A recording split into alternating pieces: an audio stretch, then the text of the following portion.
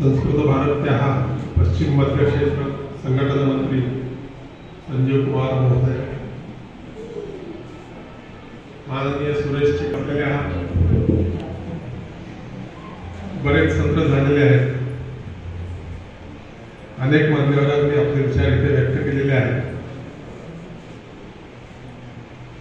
काही जणांच्या डोलक्या घेऊन झालेल्या आहेत. ही संस्कृत भाषेचा प्रचार प्रसार करणारी भारतातली एक स्वायत्त संस्था आहे.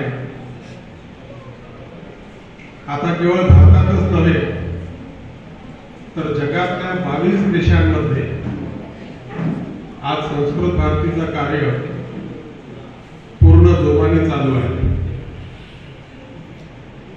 या संस्कृत भारतीची स्थापना कशी झाली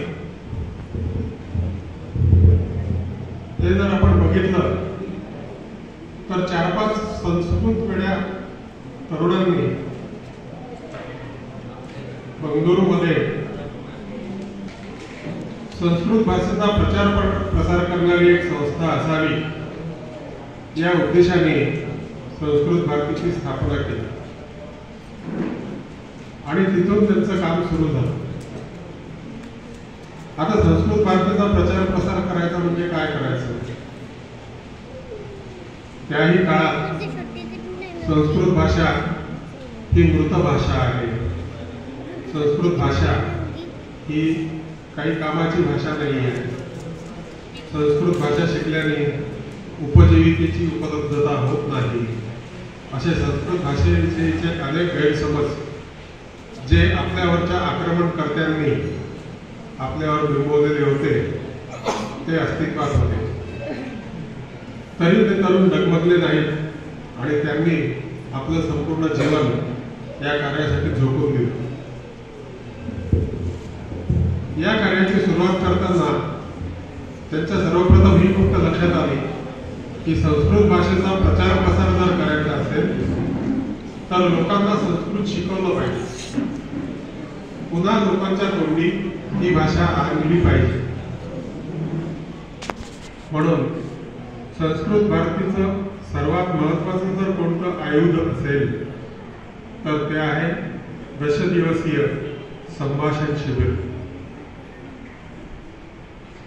या संभाषण शिबिरात 10 दिवस दररोज 2 तास असा एकूण 20 तासांचा याचा अभ्यासक्रम आहे.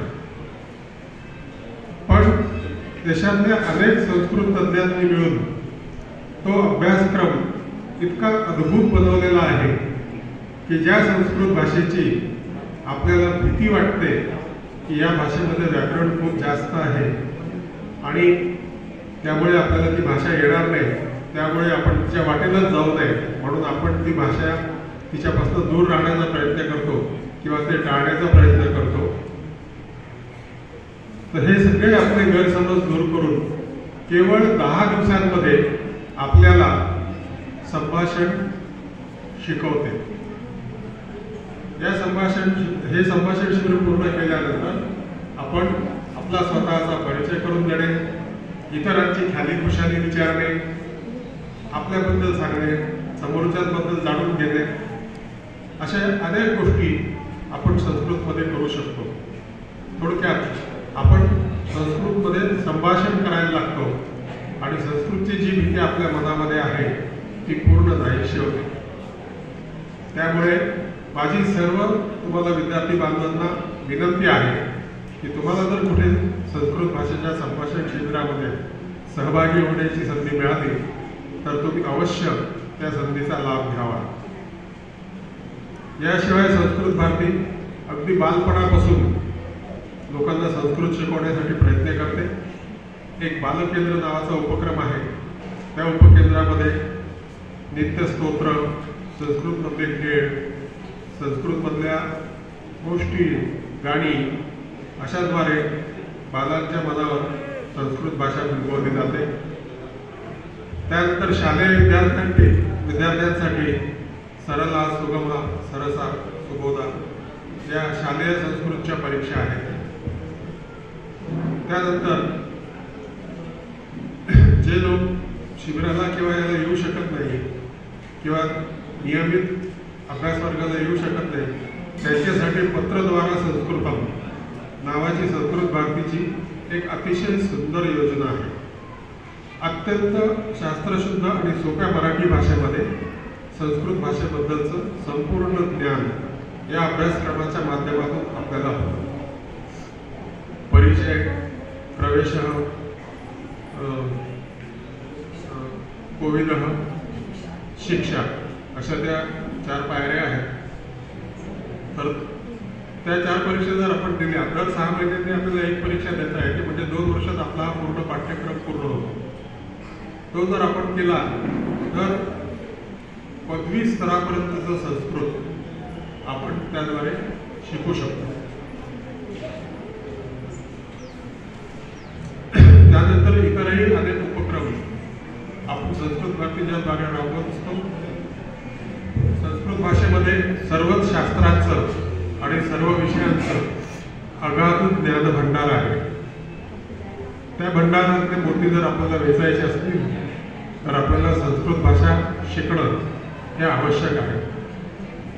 आजकाल आपल्यामध्ये एक पद्धत आहे की आपल्याकडची एखादी गोष्ट पहिले विदेशात जाते आणि ती तिथून परत येते आणि मग आपण तिचा स्वीकार करतो. पण ती जोपर्यंत आपल्याकडे असते तोपर्यंत आपण तिचा स्वीकार करत नाही.